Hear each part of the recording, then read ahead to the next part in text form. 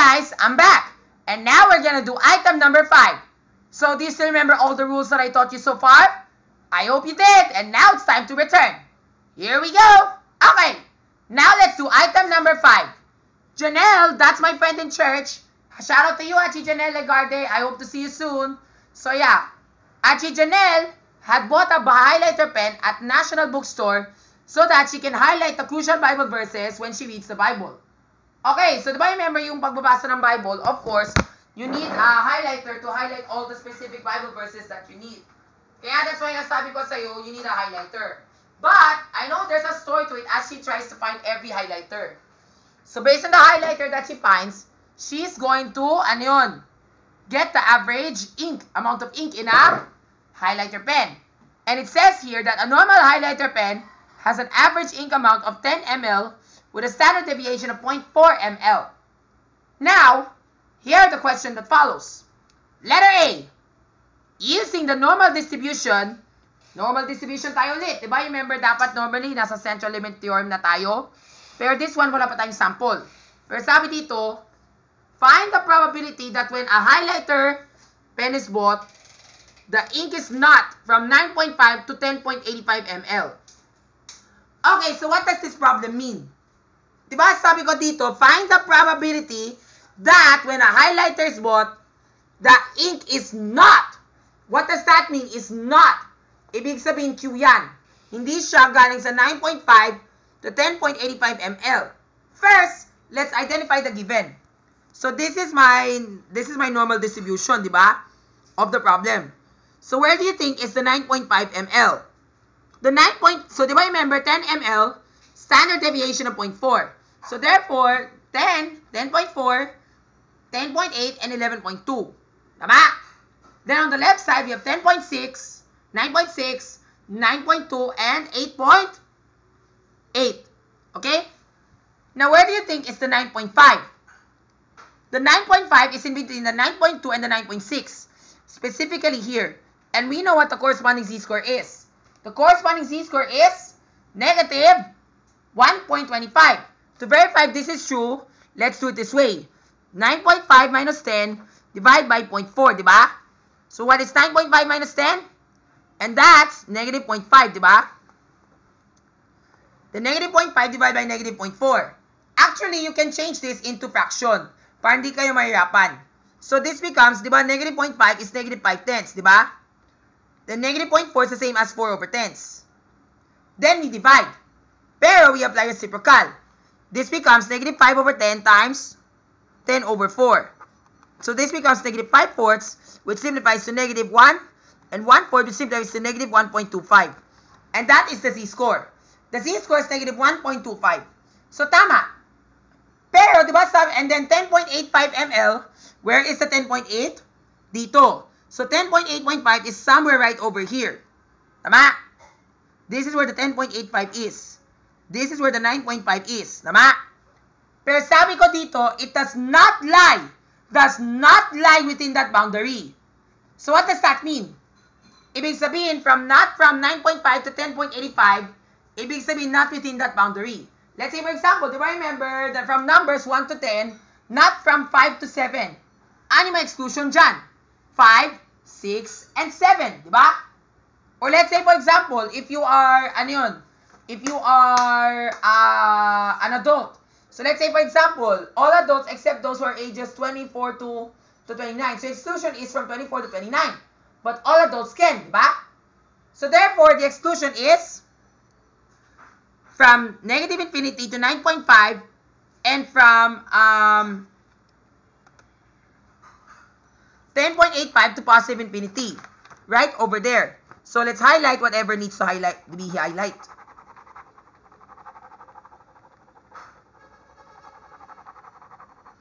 Just like that.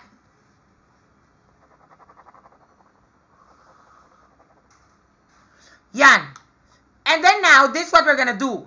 We are now going to solve for the probability on the center.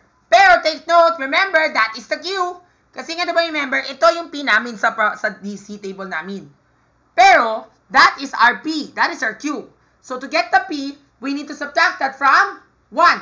So whatever answer you get from the summation of both, we need to subtract so that we can get the answer. Okay?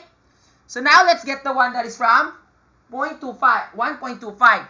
So remember, we already got negative 1.25 in our z table. So where is that negative 1.25?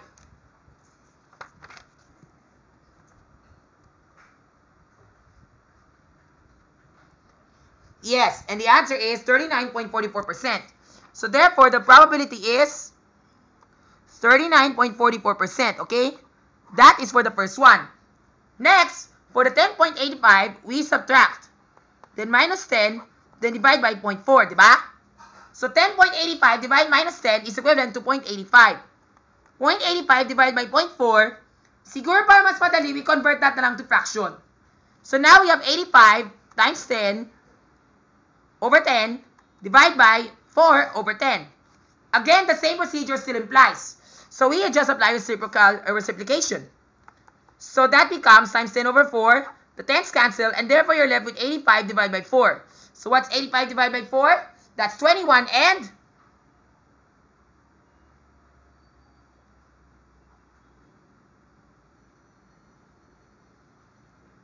wait, mali. Kasi po that's supposed to be 100.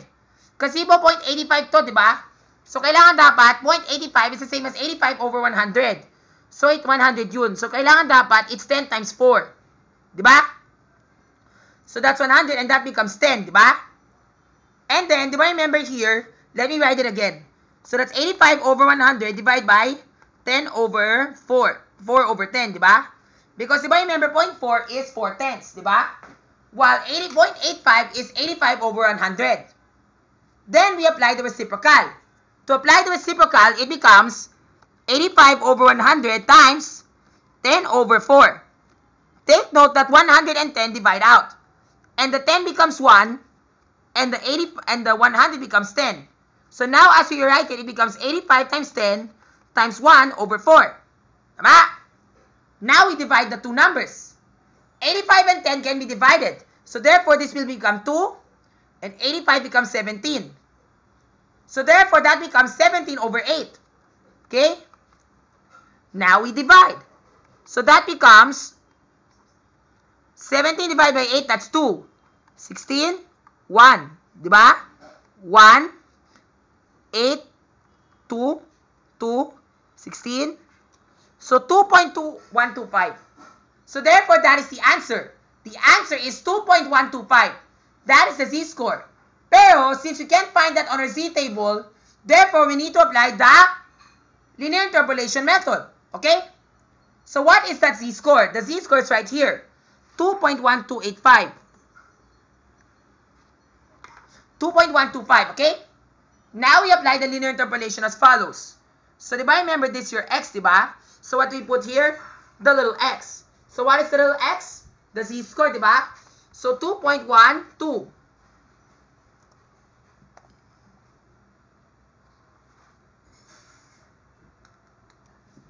Because we are looking for the probability, diba? And that is 2.125, diba? And then that is 2.13. And then here we write all the probabilistic values given. So we have here, where is the 2.12?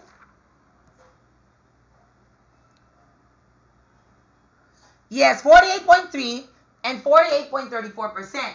But we are not so exactly sure where. So 0.483, 0.4834, diba? Then all we have to do is apply the arithmetic as follows. So here we have big Y minus the little y.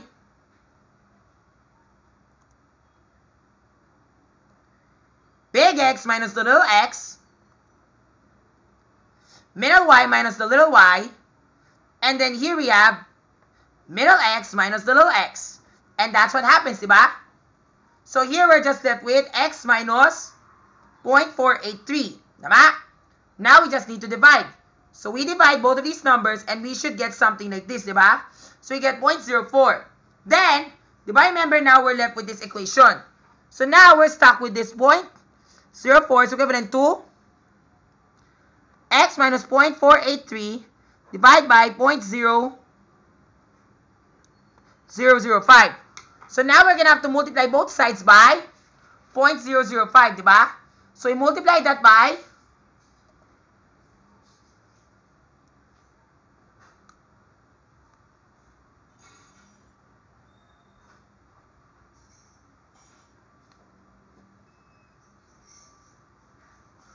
0.005 on both sides, di ba? Kasi nga diba, remember, we are subtracting. And when we do that, we get this, 0.002, di ba? And then we have x minus 0.483 is equivalent to this. So now we're gonna have to add. So plus 0.483, and we got this answer of, tama! 0.4832. So therefore, that is the probability that we're looking for. Now, if we are to check, let's see if we get the same answer. Do I remember here we get big Y minus little y, then divide by big X minus little x. We get this, diba? Then we have this one, middle y minus little y, divide by middle x minus little x. We still got the same answer. Ta-da! So therefore, the probability of this answer is, the answer is 48.32%. Okay? Kung sa tingin mo, it's 48.30, that is 48.32%. Alright? So now we've already solved the problem. So therefore, where are we going to put our probabilities? This one is 48.32%. The one that's on the positive side, diba? Here, diba? Then here we have 39.44%. Now what we do to the two numbers? Add, diba? So now let's add 39.44 plus 48.32, 6, 7, 17, 8. But that's not our final answer kasi po, we are asking for the shaded. That is the unshaded region. So we need to subtract that from 1. So now it becomes 100 minus our answer that we got here. And this becomes 0, 1, 2, 2, 4. So the correct answer is 12.24%. Now let's see if we got that right. Okay, going back now to our solution sheet in Microsoft Excel. Eto kasi yun. This yun yung naka-green. That is my solution sheet that I told you. So in normal distribution, the average is 10 ml. Our standard deviation is 0.4. So 10.4, 10.8, 11.2, 9.6, 9.2, and 8.8. Tama?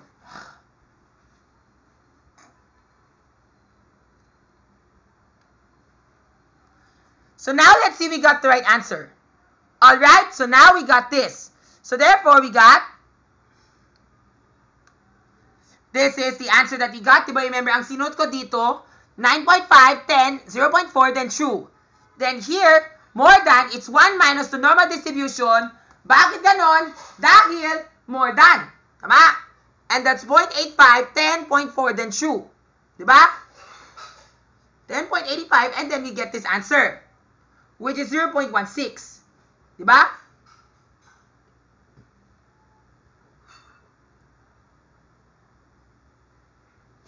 And teka, that makes a match. Because when we add this up together, we still get the same answer as what we got here, which is 12.24%. So that is correct. So that's our final answer. Ta-da! So as you can see, ito yung ginawa ko. Normal distribution of 9.5, then 10, and then 0.4, then true, and then sum it up with the 1 minus this one, we get this answer. Ta-da! That's it. Next, letter B.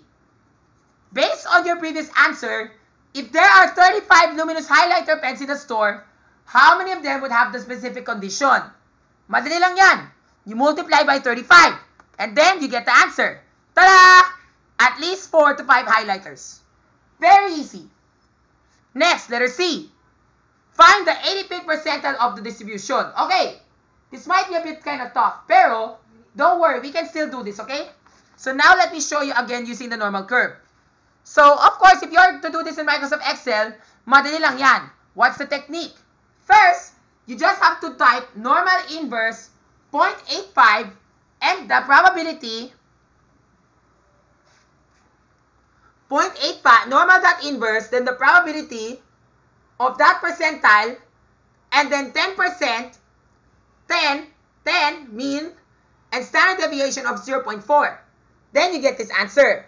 10.414 or 10.41 ml of ink. Diba? Pero we are not so sure if that is true. Kaya that's why now we are gonna have to show you that in solution method. So let me show you when I draw the normal curve. So to draw the normal curve again, now we draw the normal curve again, and now as you can see, ito yung normal curve namin. So where is the 85th percentile? We know according to our facts of normal distribution, remember from a standard deviation of 0 to 1, it's always 34.13%. Tama? So now the 85th percentile is 35. So 80 plus 35, so therefore 50 plus 35 is 85. So it's right after the standard deviation of positive 1. Okay? So now all we have to do is this. So we know it's already somewhere in between 1. Diba remember sabi ko, it is 10.414. So tama, it's right after 1. Now to play linear interpolation method to see where it is located. Okay, so ganito kasi yung procedure. Let's say for example, if you're using linear interpolation method, you know already where that is, diba? So therefore, what is our little y? The little y is the z-score, diba? So we have the 85th percentile, but where is the 85th percentile in the distribution? Diba? Kasi nga on the right side, we have the 85, diba? So we look for 0.34. Yes, 0.3485. Then 0.35 right over here. Then on the right side, 0.35. 08. Yan, di ba? 0.3508. Then, what is the corresponding z-score? Tama, it's 1.03 and 1.04. 1.03 dito at 1.04. So therefore, the z-score must be between 1.03 to 1.04. Now we apply the linear interpolation as follows. Big Y minus the little y. Big X minus the little x. Middle y minus the little y. And then x minus 1.03. Here, we can already divide instantly. Because that one we can already simplify. And then we're just left with this answer. So when we rewrite this equation, it will look like this. 0.23 is equivalent to 0.0015 divided by x minus 1.03. So we multiply that on both sides, diba? This one cancels and we do it on the other side. So therefore, this is the one we're going to multiply, diba?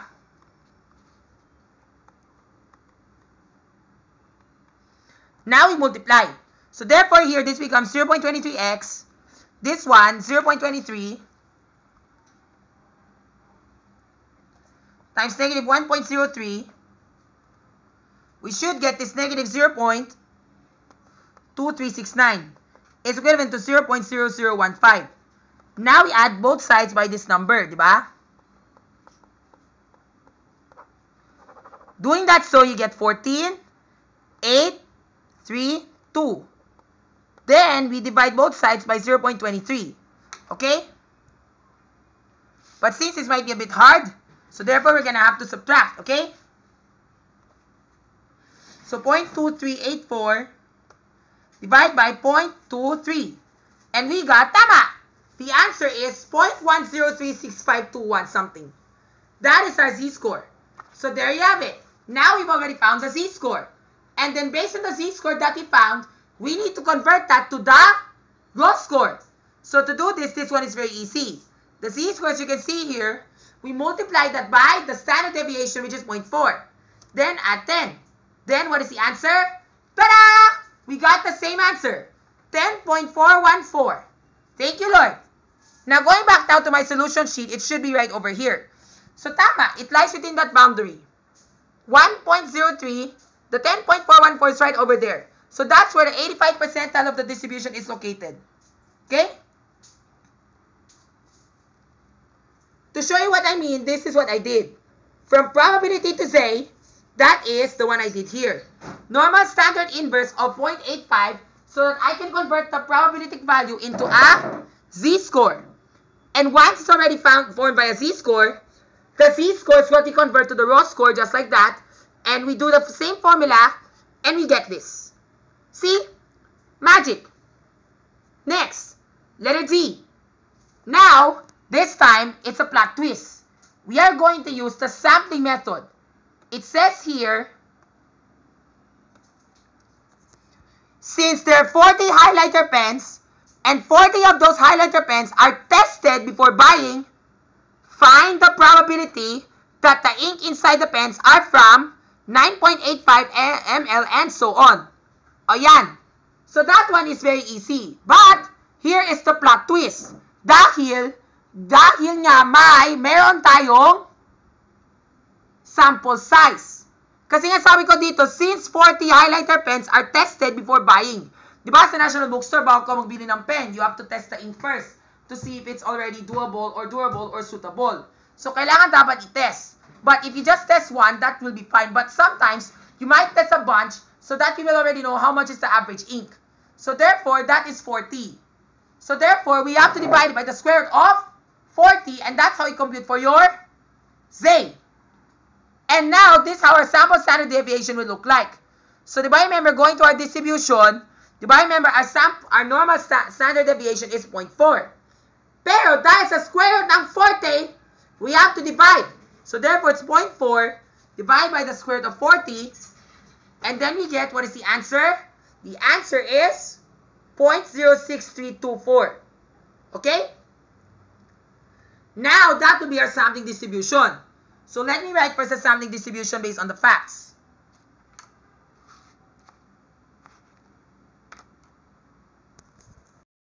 Alright, I'm back.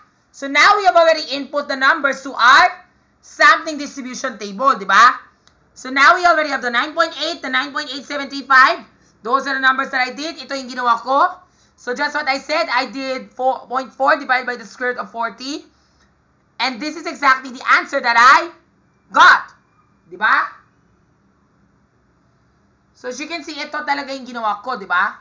So, yun talaga yung ginawa ko. And now, ito pa yung mga numbers. Then, I just add them, and then I did it the same method, di ba? Then I did it the normal distribution method.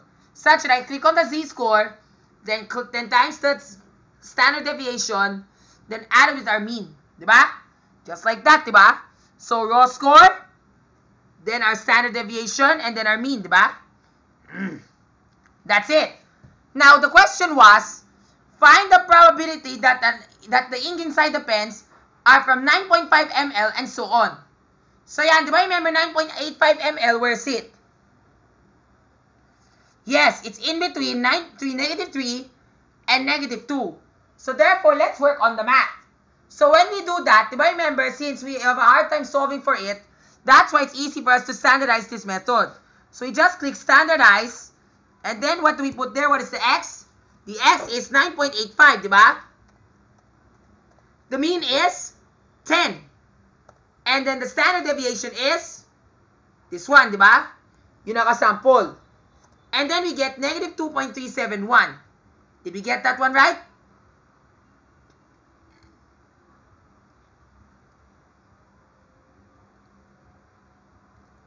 Yeah, that's the one. Negative 2.371. Or just simply, negative 2.37. Then if I were to do normal standard inverse, I just click on that probability, and then yun nga, it will give me the z-score. So I just type normal standard distribution, give me the z of the probability, then z, then true. Yeah, that's right. 0.08%, which is right over there. Pero, that's not the right answer kasi po, that is within the left boundary. So, kailangan dapat, it should be more than. So, therefore, we need to add that with, we need to subtract that from 1. And if we are to do that, we should get this answer, which we will see later on.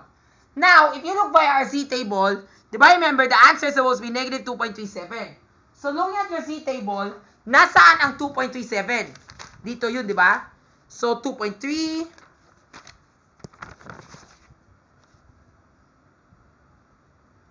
2, 3, 4, 5, 6, 7. 49.11. So, therefore, that's, diba remember, that is right over here, diba? So, it's right over here. This is where the 9.85 is. And it's shaded from this part. So, therefore, we're gonna have to add that from 0.5. So, therefore, this is, what's the probability? What is the number? The number is 49.11%. So 49.11 plus 50. And that's 99.11%. Tama? So that is the correct answer. At the same time, we got this. So diba remember we have 0.9911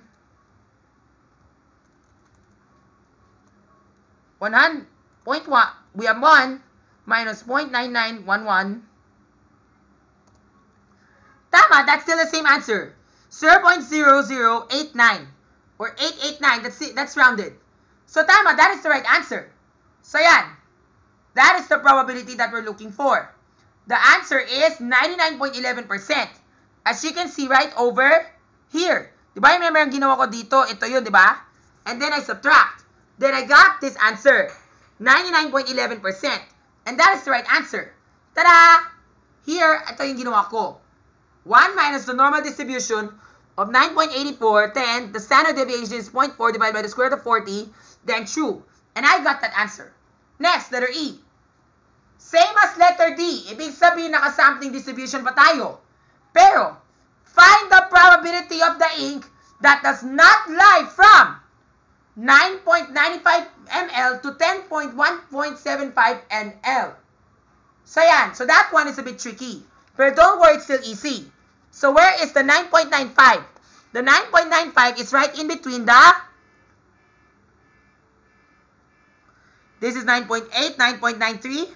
So 9.95 is right in between -1 and 0. And 10.175 is in between 2 and 3. Right before the 10.18. Then we shade whatever is being asked. Okay?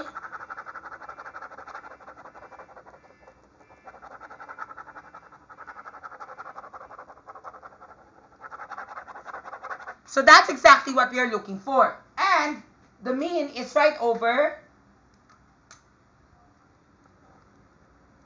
here. You see the blue line? That is where the mean comes from. Now let's solve. So now let's solve for the Z. For the Z of 9.95, ito yun. So let's standardize this first. So going back now to our normal distribution right here. So let's do this formula. So here we have 9.95 minus 10. Then here we have 0.4 divided by the square root of 40, diba? Then here we divide. And when we divide those numbers together, we should get a z-score of -0.79. So -0.79 is right here. Tama ko dyan. It's right in between 1, diba? So -0.79, diba? That is where the 9.95 is, diba? Now, what about for the 10.185? Dito siya. So now we do this. 10.85, 185 minus 10, diba? And then we get this answer. Then again, we still do the same here. 0.4 divided by the square root of 40. We still get the same answer. Then we divide the two numbers. And then we get, tama. It's way on the far end, as you can see here. Malapit siya sa tatlo. 2.29510. Or, simply just round it up to 2.93. Yan, di ba?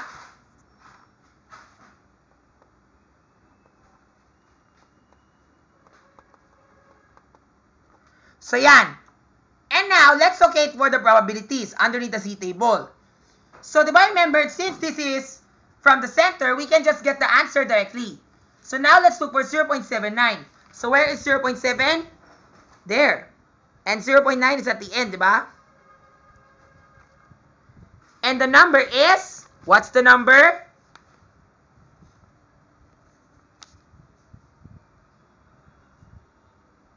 %28.52%. So 28.52. That is for the first one on the left. Now on the right, we have 2.93.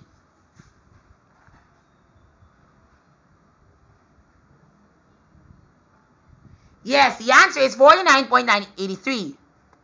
Then we add this up together. So therefore, 2 plus 3 is 5. 13, 18, 7.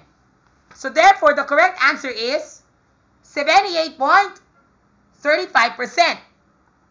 Pero teka lang ha, I don't think that's our answer yet because let's read the problem. Baka mali mo men kung sabi.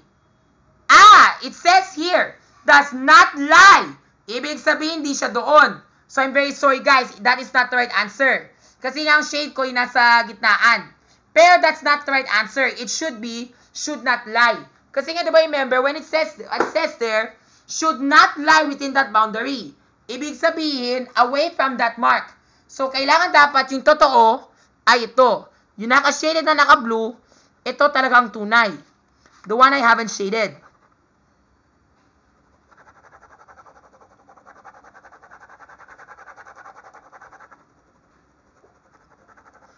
So yung naka-shade ng blue, ito talaga yung tunay na hanapin. So therefore, that 78.35 must be subtracted from 100. And then we do that, that becomes 21.65. So therefore, the correct answer is 21.65%. That should be the right answer. Alright? Now, let's check with Microsoft Excel to see if we got this right din. Okay? So going back now to Microsoft Excel, ito talaga yung formula. So now, here's what I did. For this one, less than 9.95, diba? I did here, normal in distribution, 9.95.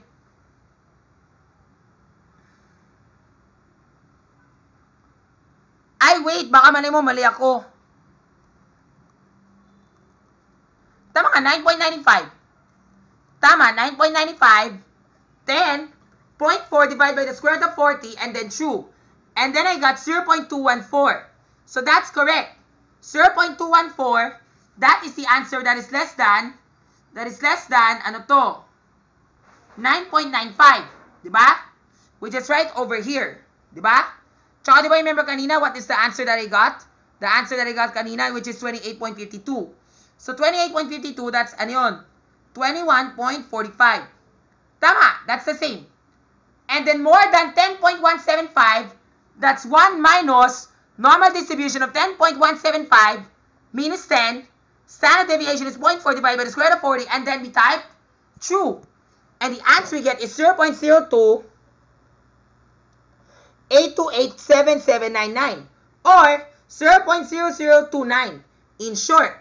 And what was the answer that we got? The answer that we got is more than. Kaya lang, di ba remember, it is more than. So therefore, minus 1. Di ba?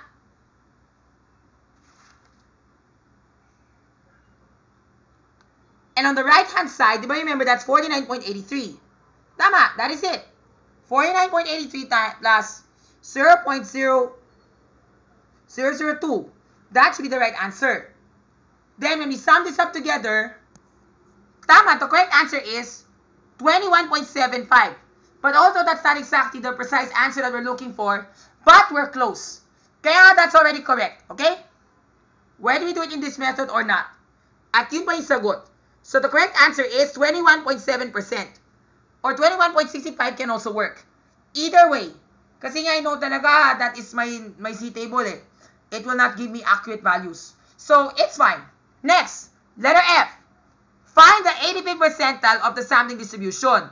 Ayan, very easy. Now we're gonna have to solve for the 85th percentile.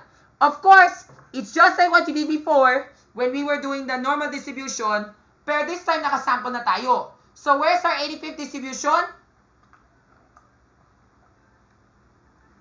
Or percentile in other words? It's right after the 1. And what is the Z-score? 1.03 something. So therefore, it's right after 10.063. So that is where it lies. Okay? So now we do it in this method, diba? So what is our Z-score here? It's 1.036, diba? And then here we get to multiply. So diba remember this one, this Z-score here, we multiply that by 0.4 divided by the square root of 40, diba?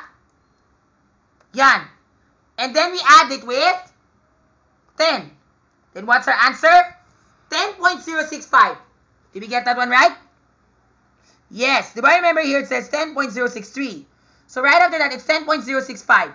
That is the corresponding Z-score. Now let's see if we got that one right. Going to our solution sheet. In solution sheet letter F, you change from probability to C.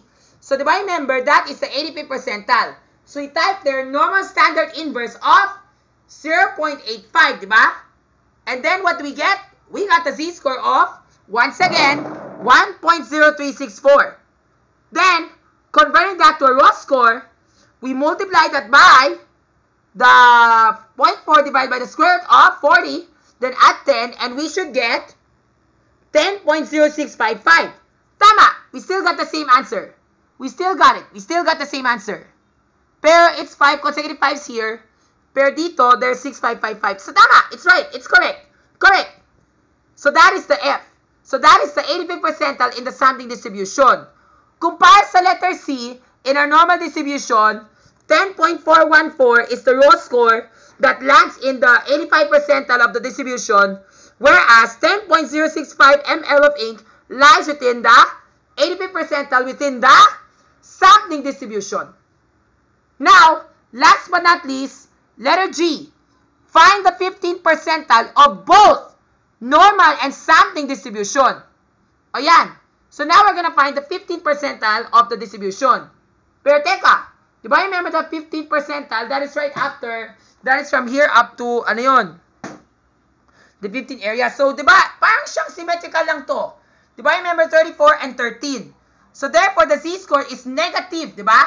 So I think I don't need to do linear interpolation anymore because I'm already in a rush. And Pari can finish this now already. So we already know that it is symmetrical. Kasi nga diba remember, 85th percentile is in the 1.03 positive and the 15th percentile is in the negative 1.083. Or if I'm not mistaken, baka malay mo that's a different one. Kasi po diba remember, we need to subtract that from 35. And dapat that's supposed to be 0.15, diba? So tama, that's a different one. Actually, I thought kasi it's still the same eh. Pero yun pala, if I were to get 35% here, diba remember, if we were to use the blocks, ito yung 1 whole, diba? So, ito yung 35 and this should be 15. So, if I were to get 35, this is not right.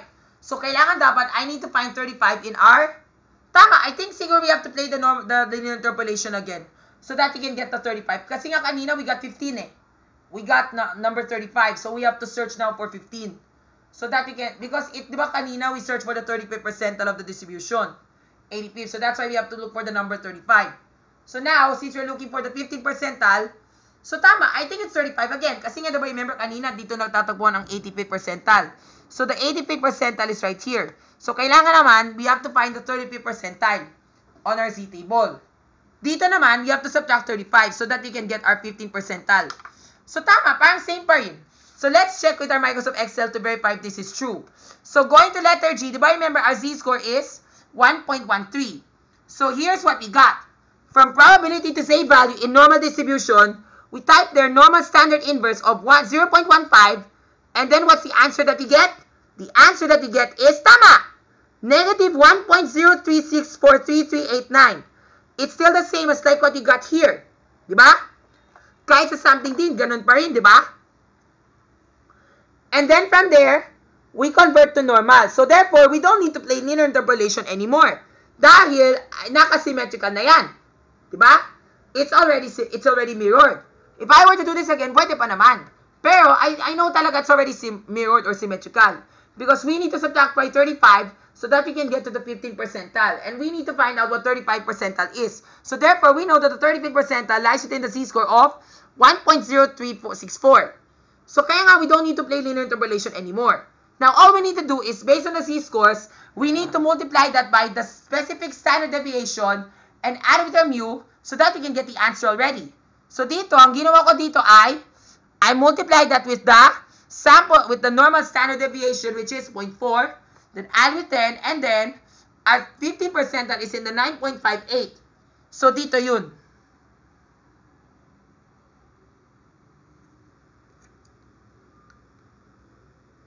Yan, 9.58. Negative 1.03 is right over there. Diba? 9.58. In between 9.2 and 9.6. On the other hand, yung sa sampling naman, that is the sample distribution. So therefore, our sample standard deviation is this one. This one, diba? So we multiplied by this number, yung naka-highlight in red. 0.63, and then we add 10. And then our answer is 9.93. So we're at 9.9367. So therefore, right in between is the 9.9344.